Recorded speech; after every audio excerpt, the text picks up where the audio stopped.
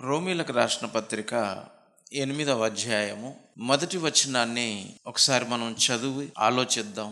దేవుడు తన యందు విశ్వాసం ఉంచిన వారి విషయంలో ఎలాంటి శాసనం రాశాడో ఈ మాటలను మనం ధ్యానిద్దాం. రోమీలకు రాసిన పత్రిక 8వ అధ్యాయము మొదటి వచనం, ప్రియులారా, కాబట్టి ఇప్పుడు క్రీస్తు యేసునందున్న వారికి ఏ శిక్షా విధియు లేదు అని అన్నాడు.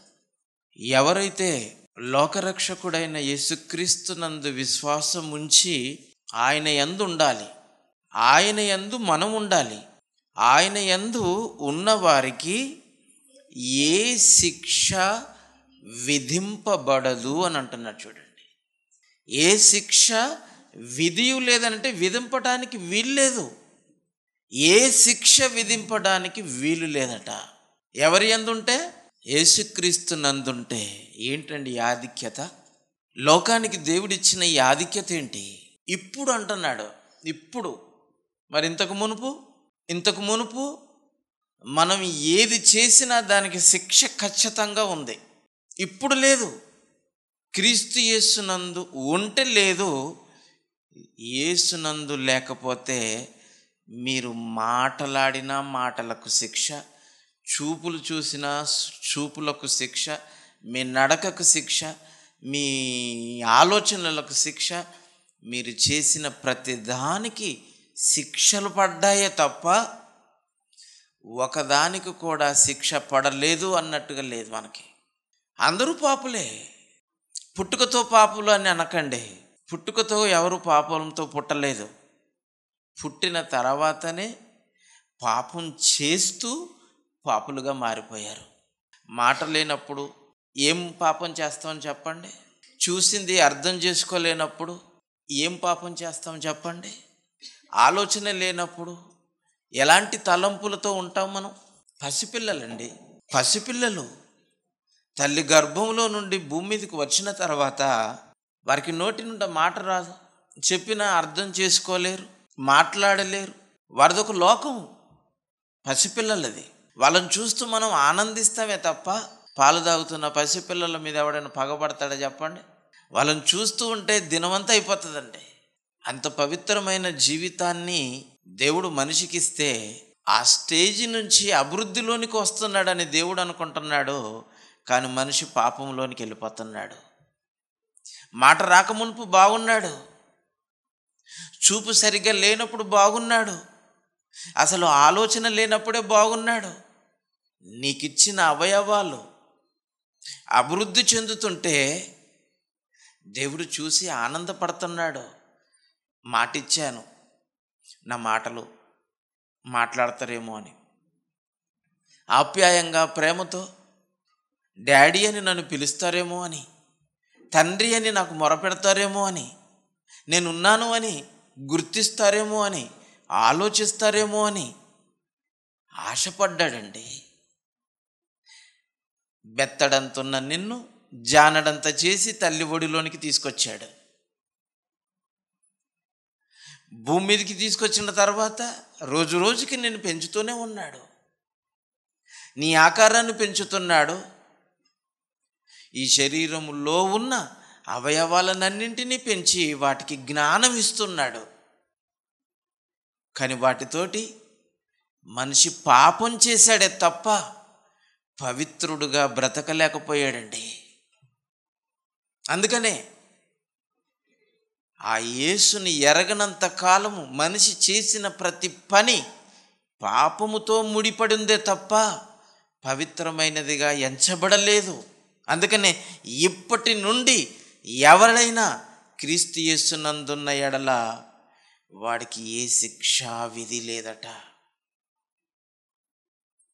ఏ శిక్షా విధి లేదట. ఏ శిక్ష లేదా? లేదు. ఎందుకు? మాఫీ అయిపోయినాయి. అవన్నింటినీ మాఫీ చేశాడు, కొట్టివేశాడు. 4వ వచనంలో ఉంటుంది చూడండి, 3-4 వచనాల్లో కనబడుతుంది.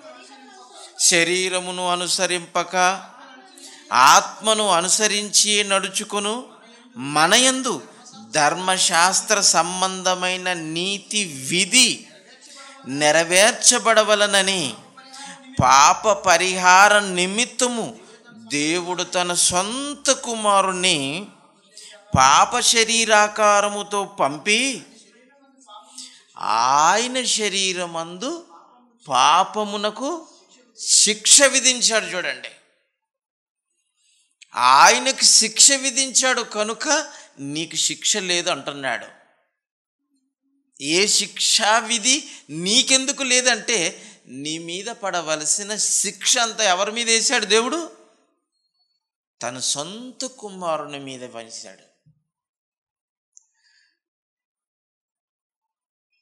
ఏ ఒక్కడు కూడా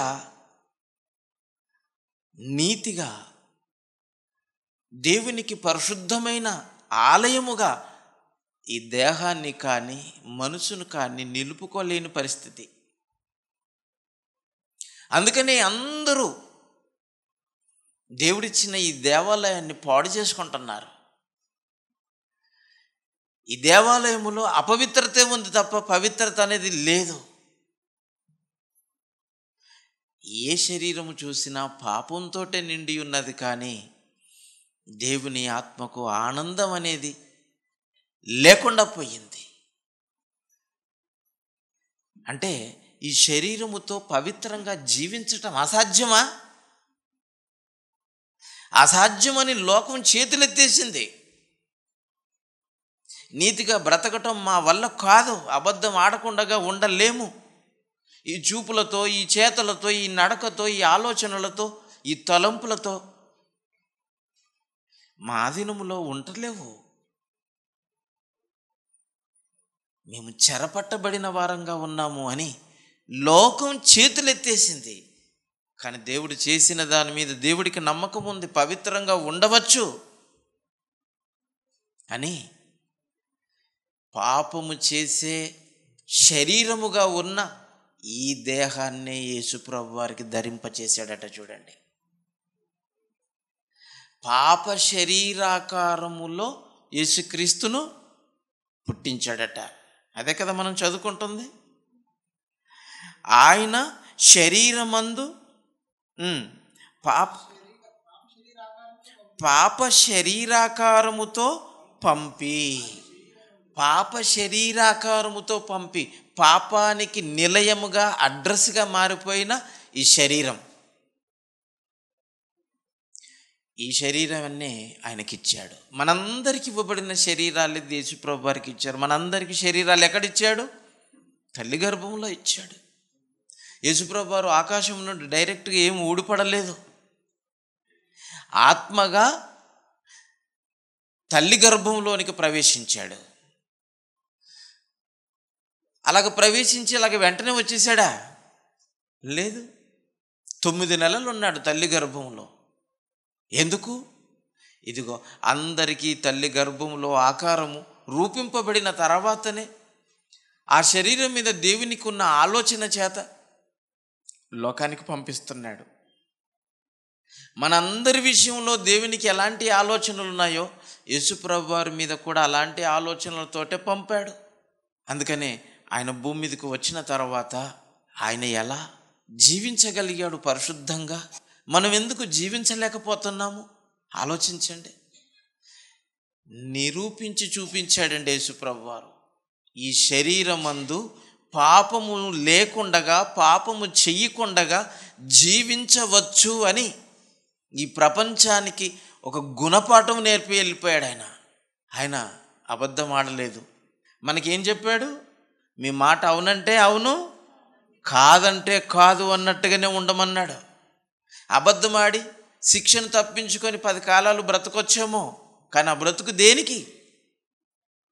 నిజం కోసం నిలబడి నిజమే చెప్పి చచ్చిపో, దేవుడు నిన్ను శబాష్ అంటాడు, మెచ్చుకుంటాడు. దేహాన్ని చంపేవాడికి ఎందుకు భయపడుతున్నావు? దేహాన్ని చంపేవాడికి నువ్వు భయపడుతున్నావే, కానీ చావు లేని ఆత్మను శిక్షించే దేవుడు ఉన్నాడు కదా, ఆయనకు భయపడి ఆయన అన్నట్టుగా అవునంటే అవును, కాదంటే కాదు అని ఆ నియమానికి కట్టుబడి ఉండలేమా? ఉండాలి. ఉంటే నేను బ్రతుకుతావు, లేకపోతే శిక్ష విధి మన మీద అమలవుతుంది. తన సొంత కుమారుని పాప శరీరాకారముతో పంపి ఆయన శరీరమందు పాపమునకు శిక్ష విధించాడట. చూడండి, ఎందరైతే తమ దేహాలతోటే కదా పాపం చేస్తుంది. మీరు పాపం చేస్తుంది, నేనైనా మీరైనా మనుషులందరూ పాపాలు చేస్తున్నది దేంతోటి? శరీరముతోటేనండి. శరీరముతోటే పాపం చేస్తున్నాము. శరీరము పాపానికి నిలయంగా మారిపోయింది. కనుక పాపం చేస్తున్న శరీరులందరూ ఆ యేసుక్రీస్తులోనికి వస్తే, ఆయన యందుంటే, మీరు చేసిన మీ పాప శరీరాకారముతో మీరు చేసిన ప్రతి పాపానికి ఇదిగో శిక్షలన్నీ నా కుమారుని మీద వేస్తాడు. ఆయనలోనికి ఎంతమంది వస్తారో వారందరి శిక్ష ఆయన మీద మోపాడు. మీరందరూ యేసుక్రీస్తును నమ్మితే మీరు చేసిన పాపాలకు శిక్ష అన్నీ ఆయన భరించాడు అని అర్థం. అందుకని ఇప్పటి నుంచి మీకు ఏ శిక్ష విధి లేదు. అది ఆ మాటల్లో ఉన్న అర్థం. ఒకే మాట, ఇప్పటి నుండి యేసుక్రీస్తులోనికి వచ్చిన తర్వాత ఇప్పటి నుండి మళ్ళీ పాత జీవితము ఈ కొత్త జీవితంలో చోటు చేసుకుంటేనే తప్ప మీ మీద శిక్షా విధి ఉండదు. అందుకనే కొరింథీయులకు రాసిన 2వ పత్రిక 5వ అధ్యాయం 17వ వచనంలో చూడండి, ఎందుకు మీకు శిక్ష విధి లేకుండా చేశాడో ఇక్కడ రాయబడి ఉంది. కొరింథీయులకు రాసిన 2వ పత్రిక 5వ అధ్యాయం 17వ వచనం, కాగా ఎవడైనను, చూసారా, ఈ పాపం చేస్తున్న మనుషులందరికీ ఒక కేక వేస్తున్నాడు దేవుడు. ఎవడైనను నా కుమారుడు క్రీస్తు లోక రక్షకునిగా నేను భూమి మీదకి పంపించాను, ఆయన యందు ఉన్న ఎడల, ఆయన యందుంటే వాడు నూతన సృష్టి, ఒక కొత్త ప్రపంచం. నీవే ఒక కొత్త ప్రపంచంగా సృష్టించాడు నిన్ను. నీవే నూతన సృష్టి, ఒక కొత్త ప్రపంచం. నువ్వు పాప ప్రపంచములో నుండి విడిపింపబడి కొత్త ప్రపంచములోనికి వెళ్ళిపోతున్నాం మనం. పాపం చేసే దేహము కూడా ఇది ఒక ప్రపంచం అట. చూడండి, దీన్ని ఒక ప్రపంచం అన్నాడా? అవును. 2వ అధ్యాయము ఎఫెసీ పత్రిక 2వ అధ్యాయము 2 నుంచి చదవండి. 2, మీరు వాటిని చేయుచు వాయుమండల సంబంధి అయిన అధిపతిని అనగా అవిధేయులైన వారిని ఇప్పుడు ప్రేరేపించు శక్తికి అధిపతిని అనుసరించి ఈ ప్రపంచ ధర్మము చొప్పున మునుపు నడుచుకొంటిమి అని అన్నారు. చూడండి, ఈ ప్రపంచ ధర్మము చొప్పున. శరీరము అంటే, ఈ శరీరం అనేటువంటిది ఒక ప్రపంచంతో, ఒక సృష్టితో పోల్చాడు. మనల్ని సృజించాడు కదా ఒక సృష్టిగా. ఇప్పుడు యేసుక్రీస్తులోనికి వచ్చిన తర్వాత మనల్ని నూతన సృష్టి అన్నాడు. ఇది నూతన సృష్టి అంటే మరి పాతది అది కూడా సృష్టి, అది కూడా సృష్టి. కాకపోతే అది పాపపు సృష్టిగా మారిపోయింది. ఈ పాపపు సృష్టి అనగా శరీరము, పాపపంకిలమైనటువంటి ఈ మానవ దేహాలను దేవుడు తన ఉచితమైన ప్రేమ చేత మనల్ని కనికరించి ఈ పాపము నుండి విడిపించాడట. అందుకని ఈ శరీరం అనేటువంటి ఈ ప్రపంచం, ఈ నాలుక, మళ్ళీ అది చదువుతుంది యాకోబు పత్రిక 3వ అధ్యాయం 2వ వచనం, నాలుక అగ్నియే. నాలుక ఈ పాపపు ప్రపంచములో ఉంచబడినది ఒక అవయవము.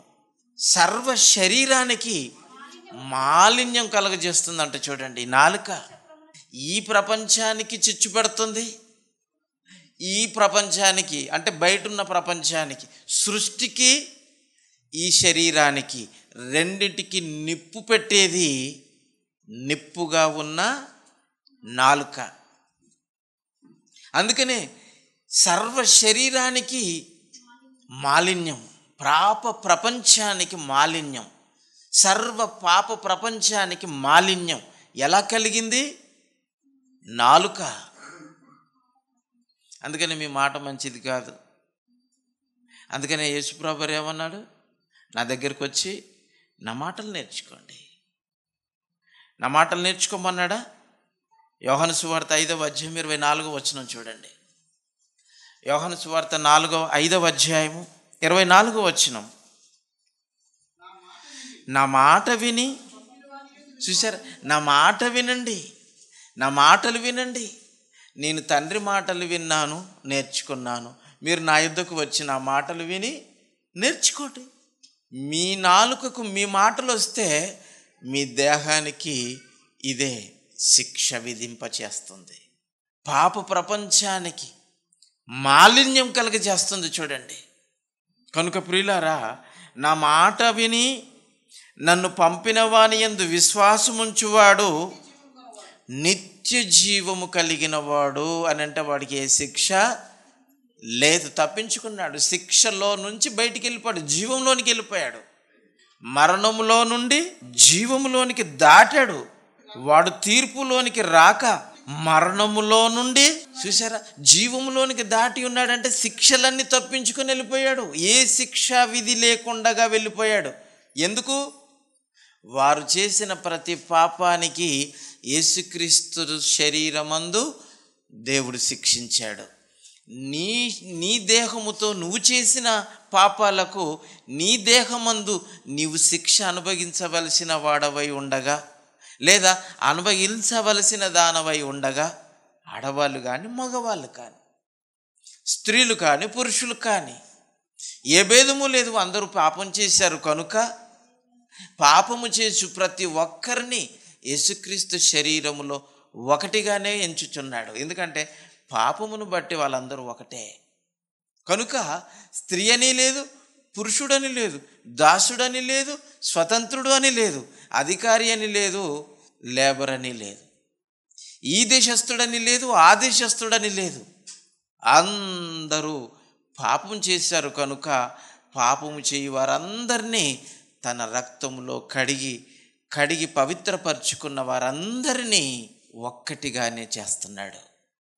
అందుకే యేసుక్రీస్తునందు ఎవడైనా ఉంటే వాడు నూతన సృష్టి, పాతవి గతించిపోయాయి అంటే శిక్షలన్నీ తీసేశాడు. ఆయన యందు లేని వాళ్ళు ఎవరైనా ఉంటే మీకు శిక్ష ఏ క్షణమైనా పడవచ్చు. రక్షణ లేదా మీరు చేసిన వాటికి దేవుడు శిక్ష అమలు చేసే సమయం కళ్ళు మూస్తే శిక్ష ఖచ్చితంగా పడుతుంది. ఎందుకంటే ఈ దేహము మంచిది కాదు, ఈ దేహం మంచిది కాదు.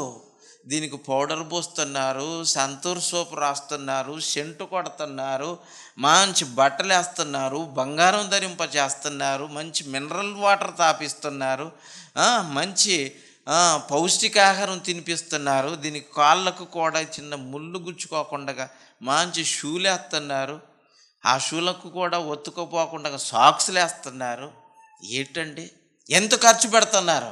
మంచిదా చెప్పండి? మీ శరీరం ఎంత భయంకరమైనదో ఒకసారి చూడండి. రోమీలకు రాసిన పత్రిక 7వ అధ్యాయం, రోమీలకు రాసిన పత్రిక 7వ అధ్యాయం 18 నుంచి చదువుదాం. రోమీలకు రాసిన పత్రిక 7వ అధ్యాయం 18 నుంచి, నా యందు అనగా నా శరీరమందు మంచిది ఏది నివసింపదని పౌలు గారు చెప్తున్నారు. మహనీయుడు చెప్తున్నాడు, ఇంత నిష్ఠగా ఉన్నవాడు చెప్తున్నాడు.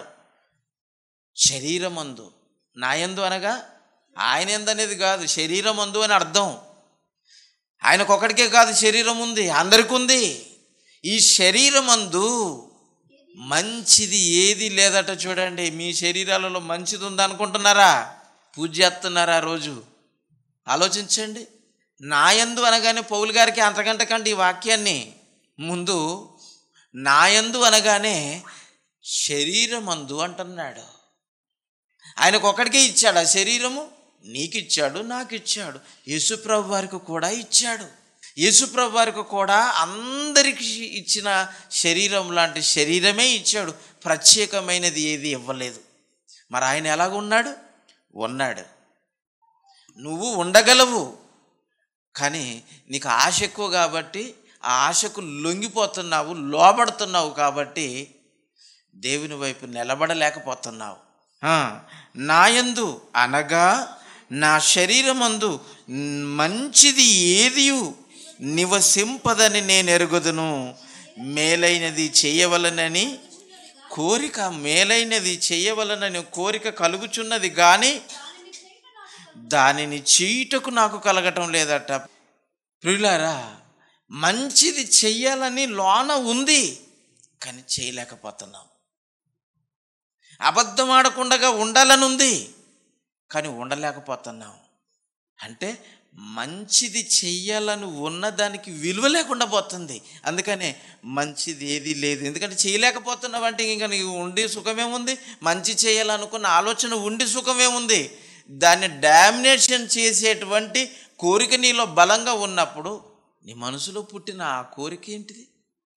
ఎవడో అన్నాడట, ఆకాశంలో చుక్కలన్నీ ఒకవైపట, సూర్యుడు ఒకవైపట. నీ కోరిక నెరవేర్చాలని ఉంది, కానీ శరీరం అంతా ఒకవైపు ఉంది. నువ్వేం చేయగలవు? ఇయ్యాలని ఉంది, కానీ చేతులు రావు. ఎందుకంటే చేతులు వస్తేనే కదా నువ్వు ఇచ్చేది. చూశారు, 10 గంటలకు రావాలని చేతులు ఎత్తాను, ఈ చెయ్యి ఎత్తుతుంది తప్ప రాదు. కాళ్ళని రానివ్వదు. ఎన్ని గంటలకు వచ్చేది? మీరు రారు. ఎందుకంటే మీ శరీరం అందు మంచిదేది లేదు. అందుకనే దాని మాట విని శుభ్రంగా ఫ్యాన్లు వేసుకొని కూర్చోండి, పడుకోండి. దానికి శుభ్రంగా ఆదివారం కదా, ఈరోజు దీనికోసం ఎన్ని కోళ్ళు బలి అవ్వాలి, ఎన్ని మేకలు బలి అవ్వాలి, ఎన్ని చేపలు బలి అవ్వాలి, ఎన్ని పీతలు బలి అవ్వాలి, ఎన్ని కూరగాయలు, ఎన్ని చెట్లు, ఎన్ని ఫలాలు చచ్చిపోతున్నాయండి మిమ్మల్ని బతికించటం కోసం. ఆదివారం స్పెషల్ ఏంటి అని అడుగుతుంటారు. అంటే దేన్ని చంపేసావంటే అని అర్థం. కోడిని చంపావా, మేకను చంపావా, పుంజుని చంపావా? వాటికి ప్రాణభయం. ఆదివారం వచ్చిందంటే ప్రభువా మాకు ప్రాణగండం నాయన, నీ పిల్లలు రాక్షసుల్లా నా మీద పడి తినేస్తున్నారు, అయినా తినటానికే కదా నన్ను పెంచావు, బలైపోతాను నాయన. కానీ వాటిని బలి తీసుకుంటున్నావు. నువ్వు బలైపోతున్నావా దేవుని కోసం? ఏమి నేర్చుకుంటున్నావు? మంచిది చెయ్యాలని ఉంది, కానీ ఈ దేహం నిన్ను చెయ్యనీయదు. మంచిది కాదు ఇది. 19వ వచనం, నేను చెయ్యగోరు మేలు నువ్వు చేయక చెయ్యగోరని కీడు చేయుచున్నాడట. చూడండి, మేలటు పక్క పెట్టు. చెయ్యాలని అనుకుంటున్నావట, ఏది మేలు, కానీ నువ్వు అనుకోకుండానే కీడు జరిగిపోతుందట. ఇదేటండి విచిత్రము. నువ్వు అనుకున్నది ఒకటి, అక్కడ జరుగుతుంది ఒకటి. అనుకుంటుంది ఒకటి, జరుగుతుంది ఒకటి. నువ్వు అనుకునే దానిలోపు ఒకటి చేసి చూపెడుతుంది శరీరము. ఇది మంచిదా?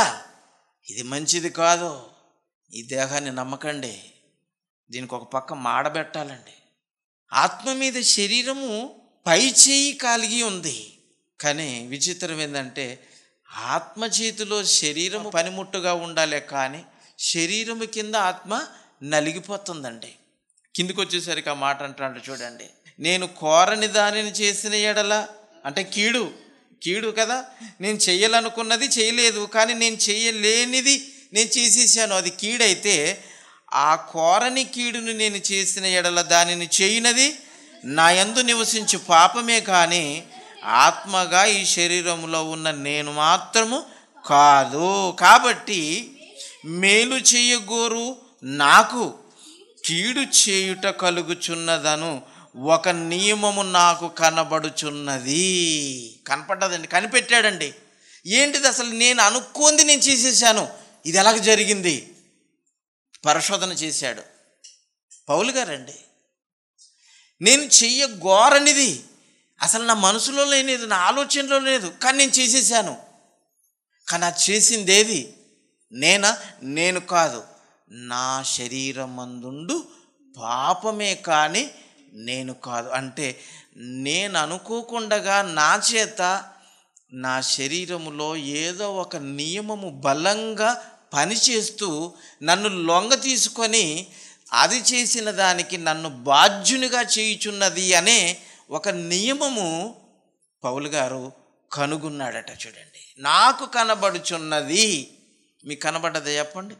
10 గంటలకు రావాలన్న నియమము ఉంది, 10 గంటలకు వెళ్ళాలన్న నియమముతో మీరు ఉన్నారు ఇంటి దగ్గర, కానీ ఎందుకు రాలేకపోయారు? నేను 10 గంటలకు వెళ్ళాలని అనుకున్నాను కదా, ఎందుకు వెళ్ళలేకపోయాను? ఎక్కడ ఈ విరోధం జరిగింది? ఎక్కడ ఈ ఫాల్ట్ ఉంది? అది నేను చేశానా, నా శరీరం చేసిందా అని ఆలోచించారు ఎప్పుడైనా? కనుగొన్నారా ఈ నియమం? మీ దేహములో ఆత్మగా మీకు విరోధముగా నియమాలతో ఉంది ఇది. అదే అంటున్నారు చూడండి కిందకు అంత వచ్చేసరికి, కాబట్టి మేలు చేయగోరు కీడు నాకు చేయుట కలుగుచున్నదను ఒక నియమము నాకు కనబడుచున్నది. అంతరంగ పురుషుని బట్టి దేవుని ధర్మశాస్త్రమందు నేను ఆనందించుచున్నాను, కానీ వేరొక నియమము నా అవయవములో ఉన్నట్టు నాకు కనబడుచున్నది. దేవుని ఆలోచన ప్రకారంగా నేను కరెక్ట్గా వెళ్ళాలనుకుంటున్నా, ఆ నియమమును బట్టి నేను ఆనందిస్తున్నాను, వెళ్ళాలనుకుంటున్నాను, కానీ వెళ్ళలేకపోతున్నా. ఒక నియమము నాలో బలంగా పనిచేయుచున్నది. దానిని నేను జయించాలి, దానిని నా ఆధీనములో పెట్టుకోవాలి. ఆ నియమము ఈ అవయవములలో ఉందట. కాళ్ళు ఒక అవయవాలు, అది ఎలా ఇచ్చిందా మిమ్మల్ని? శరీరం ఉంది, పడుకో ఇంకా కొంచెం పడుకో అంటుంది. రాత్రి మాత్రం సెల్ ఫోన్ చూసుకుంటూ అలాగే ఉండిపోబెట్టేస్తుంది. అంతే కదండి. 10 గంటలకు ఎంతమంది పడుకుంటారు చెప్పండి? 10 గంటలకు బెడ్ ఎక్కి, నిజంగా చెప్పండి, దేవుడు చూస్తున్నాడు. 11ంటికి ఎక్కేవాళ్ళు ఎక్కుతారు. సెల్ ఫోన్ 11ంటికి సెల్ ఫోన్ పట్టుకునే వాళ్ళు ఎంతమంది అట్టండి చూసారు? దేవుడు మీ లోనున్నాడు, మీ నియమం మిమ్మల్ని ఎత్తనీయట్లేదు. ఆడు మామూలోడా? మీలో ఉన్నాడు మామూలోడా? పాప పురుషుడు. ఆడు బయటపడడు, మిమ్మల్ని మాత్రం నరకానికి తోసేస్తాడు. దేవుని ధర్మశాస్త్రమందు నేను ఆనందించుచున్నాను, అంతరంగ పురుషుని బట్టి. అంటే మేలు చేయాలనుకుంటున్నాను, కానీ నాకు తెలియకుండా కీడు జరిగిపోతుంది. ఈ వేరొక నియమము బట్టి నేను బాధపడుతున్నాను. దేవుని నియమమును బట్టి నేను చేయాలనుకున్న ఆ నియమమును బట్టి మాత్రం ఆనందించుచున్నాను అంటున్నాను. ఆత్మ దేవుని నియమానికి లోబడుతున్నదన్న ఆలోచనతో నేను సంతోషిస్తున్నాను, కానీ నాకు తెలియకుండానే నా దేహములో, ఈ శరీరంలో ఉన్న అవయవాలలో వేరొక నియమాలు నా మీద అధికారం చెలాయిస్తూ దేవుడు అనుకున్నది నన్ను చెయ్యనీయటం లేదు. కనుక ఈ అవయవములలో వేరొక నియమం ఉంది. ఈ వేరొక నియమాన్ని నీవు, నేను, మనమందరము పసిగట్టి దానికి ఊరి ఇయ్యకపోతే మీరందరూ ఊరేసుకొని చచ్చిపోతారు. దాన్ని దొరకబట్టండి. అలారం ఉందా? 5 గంటలకు లేగండి. 5 గంటలకు లేగి దేవుని పాద సన్నిధిలో మోకరించండి. తండ్రి, నీ మాటలు వింటే నేను బాగుపడతాను ఈరోజు అని వాక్యం చదువుతున్నారా? వాక్యం వింటున్నారా? 5 గంటలకు వచ్చేస్తుంది కదా, ఎందుకు లేవనియట్లం లేదు? వేరొక నియమం ఉంది. వేరొక నియమాన్ని మీరు బలపరిచేవారుగానే ఉన్నారు, కానీ దేవుని నియమాన్ని బలపరిచేవారుగా ఉన్నారా చెప్పండి? ఎంతమంది దేవుని నియమాన్ని బలపరుస్తూ దేవుని నియమానికి లోబడుతూ బ్రతుకుతున్నారు? 23వ వచనం, వేరొక నియమము నా అవయవములలో ఉన్నట్టు నాకు కనబడుచున్నది, అది నా మనసునందున్న ధర్మశాస్త్రముతో, అంటే దేవుని నియమముతో పోరాడుచు నా అవయములలోనున్న పాప నియమమునకు నన్ను చెరపట్టి లోబరుచుచున్నది. అందుకనే మీరు రాలేకపోతున్నారు, చేయలేకపోతున్నారు, ఇవ్వలేకపోతున్నారు, ఉండలేకపోతున్నారు, నిలవలేకపోతున్నారు. కారణం తెలిసిందా? ఈరోజు ఇప్పుడు తెలిసిందా మీకు? ఎంతమంది ఈ ఆత్మకు విరోధముగా మీ అవయవంలో ఉన్న ఈ నియమాన్ని పట్టగలుగుతున్నారు? పట్టుకోవాలి, లేకపోతే మీకు శిక్ష తప్పదు. ఇవన్నింటిని తప్పించాడు యేసుప్రభువు వారు.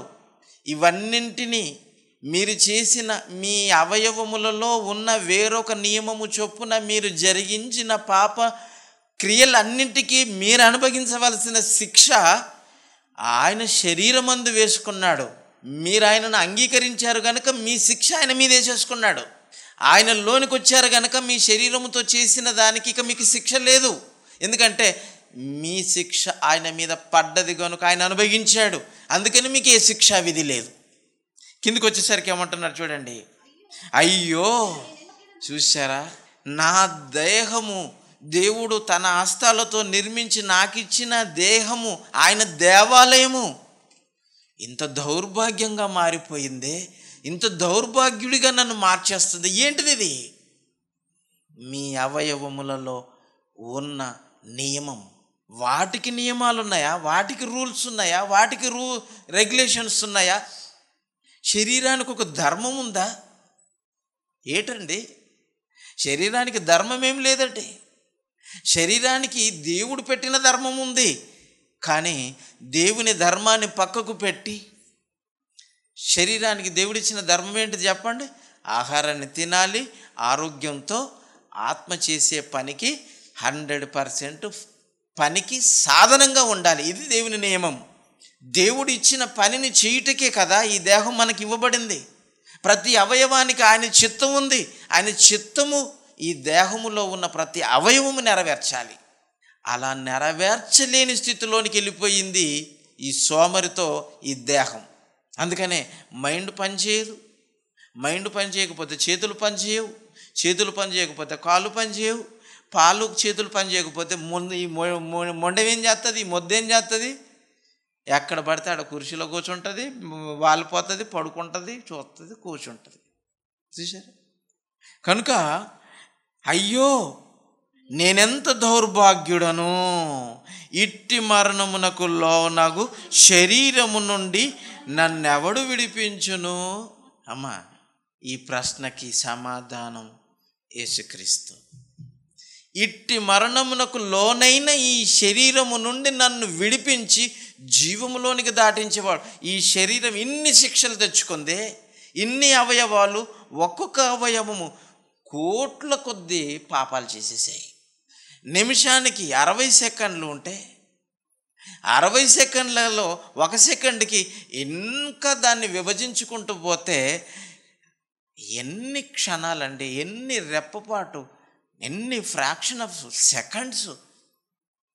అందులో కూడా మనకు వాటా ఉంది. ప్రతి క్షణానికి పాపముతో వాటాపు ముడిపడుంది. కాలముతో చేసిన పాపపు పనులు, అవయవాలతో చేసిన పాపపు పనులు, కంప్లీట్గా దేహం అంతా కలిసి చేసినటువంటి పనులు, రోజు రోజుకి, గడియ గడియకి, నిమిషానికి మంచి ఏమైనా జరుగుతుందా? ఈ దేహమందు మంచిది ఏది లేదు. ఈ దేహము నుండి చేస్తున్నదంతా పాపపు పనే. ఇలాంటి స్థితిలో ఉన్న మిమ్మల్ని యేసుప్రభు వారి రక్తములో కడిగి మిమ్మల్ని పవిత్రపరిచి, మీ శిక్షలన్నీ ఆయన దేహం మీద పడ్డాయి కనుకనే ఆయన కార్చిన రక్తములో మీకు పాలుంది. ఆయన తిన్న దెబ్బల్లో మీ వాటా ఉంది. నా వాటా కూడా ఆయన దెబ్బలలో ఒక దెబ్బ ఉంది. చూసారా? ఒక బలమైన దెబ్బ కొట్టాలంటే ఆ శరీరానికి ఉన్న, ఆ చేతికున్నటువంటి 5 వేళ్ళు, 5 వేళ్ళకు ఉన్నటువంటి నరాలు తాళ్ళలాగండి. తాళ్ళన్నీ ఓడేసి కొట్టేస్తే ఎలాగుంటుంది? అప్పుడు ఆ తాడు యొక్క పవర్ తెలిసిపోతుంది.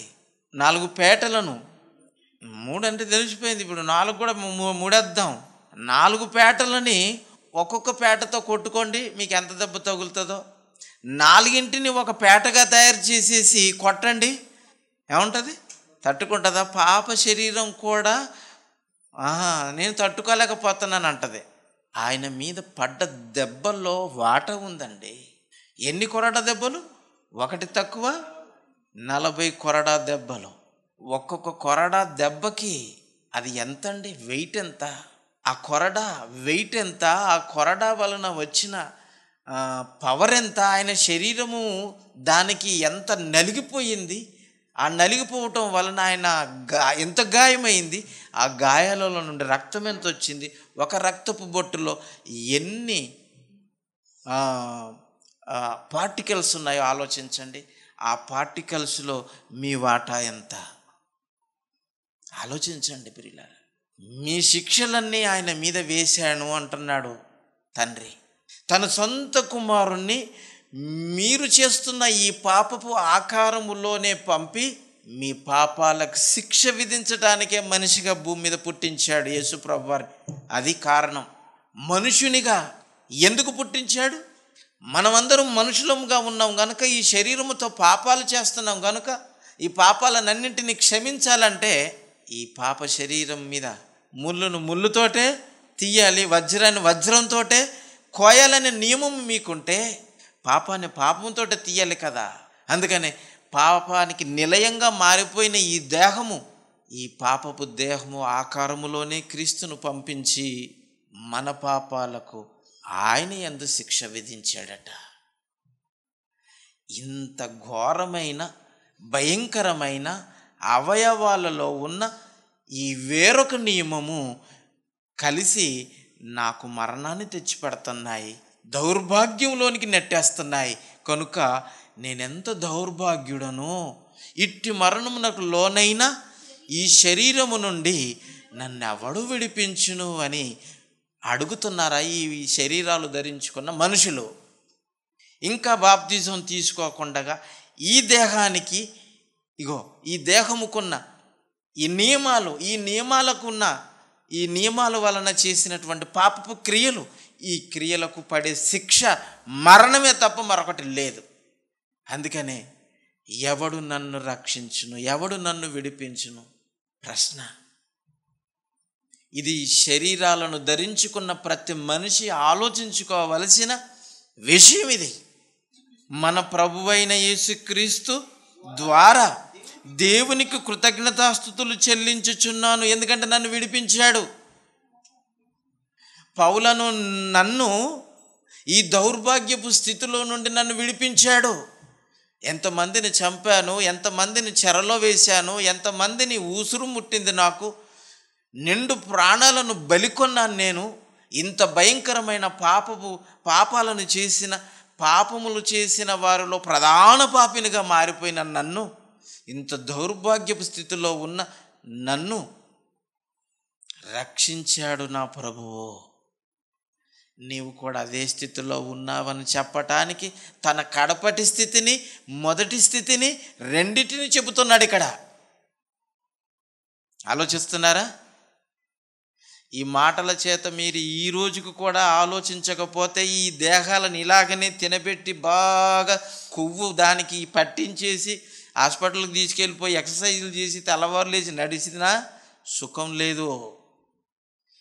దేవుని పనిలో దీన్ని అరగదీయండి. కత్తిని నూరాలంటే బండకు రాకాలి, పదునవుతుంది. మీరు దేవుని కొరకు పని చెయ్యాలన్నా ఈ దేహముతో మీరు ఏం చేసినా ఆ దేవుని కొరకు చేయటానికి మాత్రం మర్చిపోకండి. అందుకే అంటున్నాడు, మన ప్రభు అయిన యేసుక్రీస్తు ద్వారా తండ్రి అయిన దేవునికి కృతజ్ఞతాస్తుతులు చెల్లించుచున్నాను, ఎందుకంటే ఇట్టి మరణమునకు లోనైన నన్ను విడిపించాడు ఆయన. నా శిక్షలన్నీ ఆయన మీద వేసేసుకున్నాడు. ఆయన పడిన కష్టములోను, పడిన శ్రమలోను, తిన్న దెబ్బల్లోను, కార్చిన రక్తములోను నా పాపపు వాట ఆయన మీద ఉంది.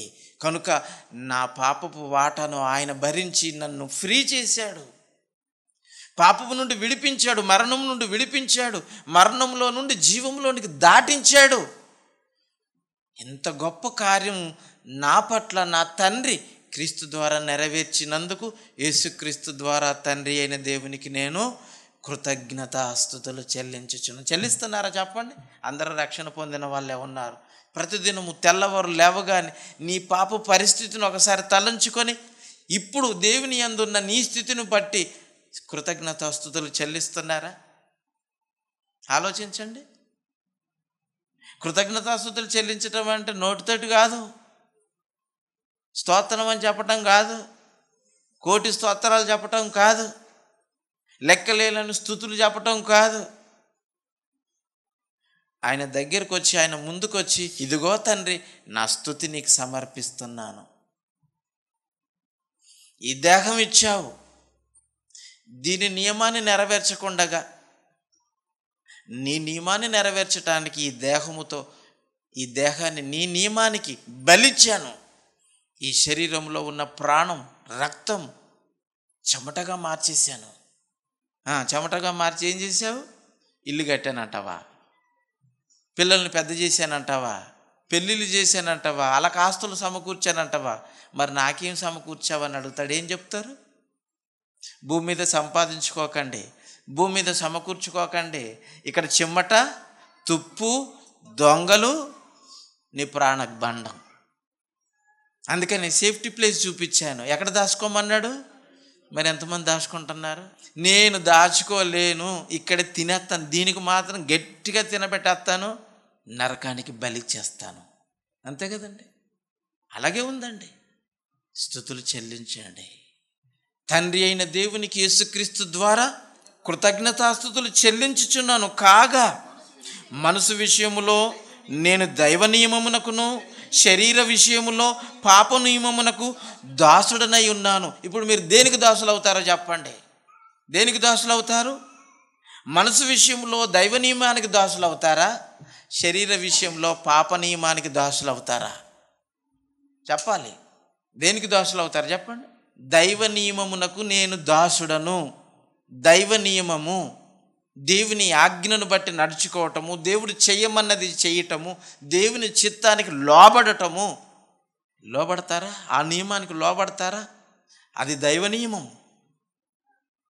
ప్రతిదినము దీవారాత్రముల వాక్యమును ధ్యానించమన్నాడు. ఇది దేవుని నియమము. సకల సృష్టికి సువార్తను ప్రకటించమన్నాడు. దేవుని నియమము. ఈ దేహంతో దేవునిని మహిమపరచమన్నాడు. దేవుని నియమము. నీ అంతరంగముతోనూ నీ సమస్తమునతోనూ దేవునిని స్తుతించమన్నాడు. ఇది దేవుని నియమం. బ్రతికినను దేవుని కోసమే బ్రతుకుతాను, చచ్చినను దేవుని కోసమే చస్తాను. ఇది దేవుని నియమం. ఉంటున్నారా? ఈ నియమాలకు కట్టుబడుతున్నారా? ఏ నియమం ఉంది చెప్పండి. మీలో ఏలుతున్నది దేవుని నియమమా, పాపపు నియమమా? దైవ నియమమా, దయ్యం నియమమా? ఆలోచించండి. కాబట్టి 8వ అధ్యాయం 1వ వచనం, ఇంత చదువుకుంటే కాబట్టి దైవ నియమమునకు లోబడి ఉంటివా, ఏ శిక్షా విధి లేదు. శరీర విషయములో పాప నియమమునకు లోబడితివా, అన్ని శిక్షలు విధింపబడతాయి. ఏ నియమానికి నిలబడతావు చెప్పండి. కాబట్టి ఇప్పుడు క్రీస్తు యేసునందున్న వారికి ఏ శిక్ష లేదండి. ఇంత ఉందండి అందులో. 7వ వచనం ఏలయనగా శరీరానుసారమైన మనసు దేవునికి విరోధమై ఉన్నది, అది దేవుని ధర్మశాస్త్రమునకు లోబడదు, ఏమాత్రమును లోబడ నేరదంటున్నాడు చూడండి. శరీర నియమం అండి, పాప నియమం. అది ఇవ్వనివ్వదు, రానివ్వదు, బతకనివ్వదు. నిన్ను దేవునికి ఒక శత్రువుగానే నిలబడుతుందండి. శత్రువుగా నిలబడుతుంది. అందుకని దేవుని ధర్మశాస్త్రమునకు లోబడదు, ఏ మాత్రము లోబడదు. దేవునికి విరోధమై ఉన్నదట చూడండి. దేవునికి విరోధులు ఎవరైనా బతుకుతాడా చెప్పండి? దేవునికి విరోధముగా ఎవరైనా నిలవగలరా? మునికోలలకు ఎదురు తన్నగలడు ఎవడైనా చెప్పండి. మునికోలలు అంటే అర్థం ఏంటో తెలుసా? ముళ్ళు. ఎద్దులను కడతారు కదండి నాగలికి కట్టినప్పుడు మునికోలతోటి కొడుతుంటాడు, గుచ్చుతుంటాడు. అలాగున ఒక కర్రకు ముళ్ళు ఉంటుంది, అది ఇనుప ముళ్ళు. అలాంటి కర్రలకి ముళ్ళులు గుచ్చేస్తే దీన్ని తన్నండి అంటే తంటరా? ఈ ముళ్ళులకి ఎదురు తంతారా చెప్పండి? ఏమండి? మునికోలకి ఎదురు తన్నుతారా? ఆవిడ తన్నలేడండి.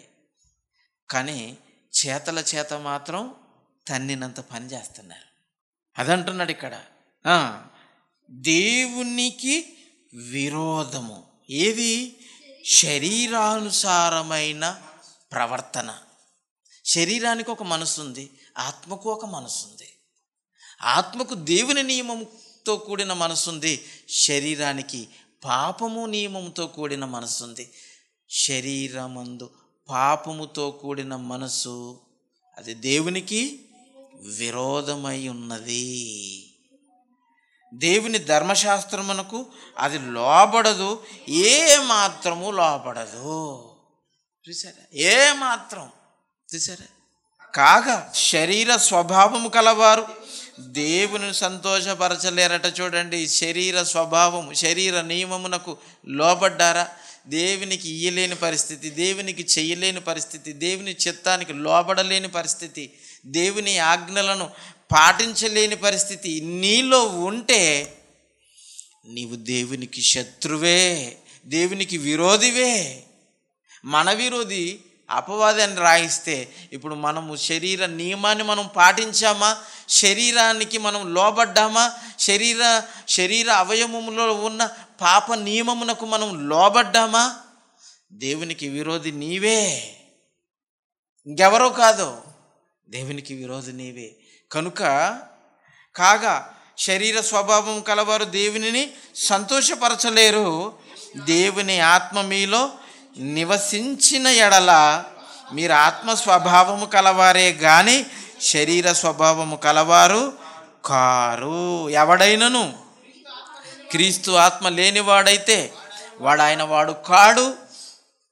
క్రీస్తు మీలో ఉన్న ఎడల మీ శరీర పాప విషయమై మృతమైనది గాన మీ ఆత్మ నీతి విషయమై జీవించుచున్నది. చూసారా? 12:13. కాబట్టి సహోదరులారా, శరీరానుసారముగా ప్రవర్తించుటకు, ఇప్పుడు చెప్పండి, శరీరానుసారంగా ప్రవర్తించుటకు శరీరానికి ఏమైనా రుణస్తులా? దీనికి ఏమైనా రుణపడి ఉన్నారా? దీనికి బాకీ ఉన్నారా? దీనికి చెల్లించాలి. వడ్డీతో సహా చెల్లిస్తున్నట్టు కనపడుతుంది. మనం వడ్డీతో సహా చెల్లిస్తున్నట్టు కనపడుతుంది. ఎందుకంటే దేవుని పని ఏమీ లేదు. దీనికి ఏదో పని ఉన్నట్టు ఇంకా ఒక గంట, 6 గంటలకు 5 గంటలకు లేవాల్సిన వాళ్ళు 7 గంటలకు లేస్తున్నారు అనుకోండి, దీనికి వడ్డీతో సహా చెల్లిస్తున్నామని అర్థం. అంతే కదా? మరి దేవుని పనికి అసలే లేదు. మిత్తి అటు పక్క పెట్టండి. ఓటి చేశారనుకోండి, అది దేవుడికి మిత్తి చెల్లించినట్టు లెక్క. 12 గంటలు పగలు 12 గంటలు పని చేయాలి, అది నీ కరెక్ట్ డ్యూటీ టైం. 12 తర్వాత కూడా నువ్వు డ్యూటీలో ఉన్నావు అనుకోండి, అది ఓటీ అంటారు లోకంలో. చూసారా? మరి దేవుని పని 12 గంటలు, ఆ తర్వాత కూడా నువ్వు పని చేసావు అనుకోండి, రాత్రి 12 గంటల దాకా ఉన్నావు అనుకోండి, 1 గంట దాకా ఉన్నావు అనుకోండి, అది ఓటీ చేసినట్టు. పౌలు గారు అదే చేశాడండి. పగలంతా పని, సువార్త పని, రాత్రి అంతా ఆ సేవకు కావలసిన వాటిని సమకూర్చుకొనుటకు ఈ చేతులతో సూదితో డేరాలు కుట్టాడు, పని చేశాడు, $4 సంపాదించాడు, దేవుని పనిని ముందుకు తీసుకెళ్ళిపోయాడు. తనతో పాటు వస్తున్న వారందరి కోసం ఖర్చు పెట్టాడు. తన కష్టం తనతో వారితో కూడా పంచిపెట్టాడండి. అందుకని నేను బ్రతికినా ఆయన కోసమే, చచ్చినా ఆయన కోసమే.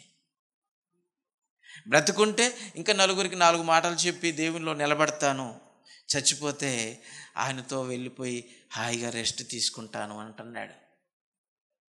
చివరిగా ఫిలిప్పీ పత్రిక 1వ అధ్యాయము 22-23 వచనాలు చదువుకుందాం. ఫిలిప్పీలకు రాసిన పత్రిక 1వ అధ్యాయం 21, 22, 23 చదువుకుందాం. నా మట్టుకైతే బ్రతుకుట క్రీస్తే, చావైతే లాభము.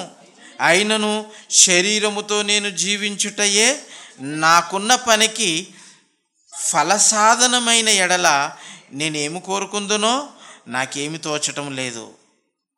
ఈ రెండింటి మధ్యన ఇరుకున పడి ఉన్నాను. నేను వెడలిపోయి క్రీస్తుతో కూడా ఉండవాలని నాకు ఆశ కలిగి ఉన్నది, అది నాకు మరి మేలు అంటున్నాడు. చూడండి, మేలు. నువ్వు ప్రభు దగ్గరికి వెళ్ళిపోతే అది నీకు మేలు. మరి నువ్వు ఇక్కడ ఉంటే అనేకులకు అది మేలు, అనేకులకు మేలు. నువ్వు ప్రభు దగ్గరికి వెళ్ళిపోతే, నీ పని ముగించుకొని నువ్వు వెళ్ళిపోతే అది నీకు మేలు. నువ్వు చేసిన దానికి ఫలం అనుభవిస్తున్నావు. ఒకవేళ శరీరములో ఉన్నావే అనుకో, ఈ శరీరాన్ని దేవుని నియమానికి లోబరిచి, దేవుని నియమము, దేవుని చిత్తానుసారంగా ఈ దేహాన్ని ఆయన ఇచ్చిన పనికి ఫలసాధనంగా దీన్ని నువ్వు వాడుకుంటే అనేకులకు మేలు. అందుకనే నేను బ్రతికి ఉంటే అది మీ నిమిత్తమే అంటున్నాడు. చూడండి, అయినను నేను శరీరమందు నిలిచియుండుట మిమ్మును బట్టి మరి అవసరమై ఉన్నది. ఎందుకంటే మీరు సరిగ్గా లేరు, మీరు ఇంకా బలంగా లేరు, ఇంకా టైం మీద రావటం లేదు, ఇంకా నేర్చుకోవటం లేదు, ఇంకా సరిగ్గా పరీక్షలు రాయటం లేదు, దేవుని యొక్క నియమానికి ఇంకా లోబడటం లేదు. 4 రోజులు ఉంటే నేను నయానో భయానో కొట్టో తిట్టో ఏదో రకంగా నిలబెడతాను. నేను వెళ్ళిపోయిన తర్వాత నేను మందలించేవాడు ఎవడు ఉంటాడుగా. కాపరు లేని గొర్రెలు చెదిరిపోయినట్టుగా వెళ్ళిపోతాయి. కనుక నేను బ్రతికి ఉండుట మీ మేలు కోసమే. అందుకనే నేనుంటే మీకు మేలు, వెళ్ళిపోతే నాకు మేలు అంటున్నాడు ఆయన. క్రీస్తుతో కూడా నేను నివసించుట నాకు మేలు. అది మీతో నివసిస్తే మీకు మేలు. మొత్తం మీద నా వలన మేలే జరగాలి. ఈ మేలు జరగాలని నేను కోరుకుంటున్నాను, కానీ మేలైనది చెయ్యనెరిగి ఉండి నేను చేయలేకపోవటానికి గల కారణం ఈ దేహమందుండు పాపమే, కానీ నేను మాత్రం కాదు అని అన్నాడు. చూడండి, ఇప్పుడు మీ పరిస్థితి, ఈ మాటలను బట్టి మీరేం ఆలోచించుకుంటారో ఒకసారి ఆలోచించుకోండి. దేవుని మాటలను దీవించును గాక.